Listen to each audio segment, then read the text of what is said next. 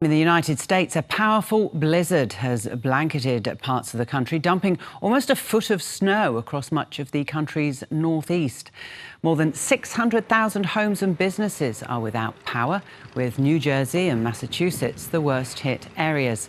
The blizzard has forced school closures right across the East Coast and brought travel to a near standstill for millions of residents. More than 5,000 flights have been cancelled, with local media reporting more than 30 million people remain under blizzard warnings.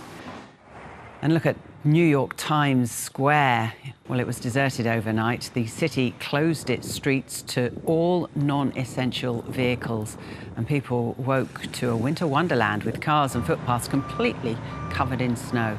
Families who ventured into a white Central Park, of course, built snowmen and staged snowball fights as their dogs raced through the fresh drifts.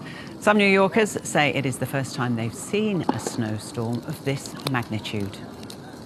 It's probably about the worst I've seen. I mean, I was here at the last big storm. I think it was around 2016 or something, but it wasn't as bad as this.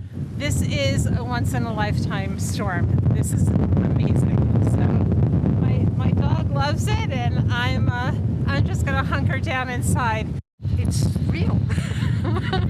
They said what it was going to be, and it's everything they said it was going to be. So it's kind of cool.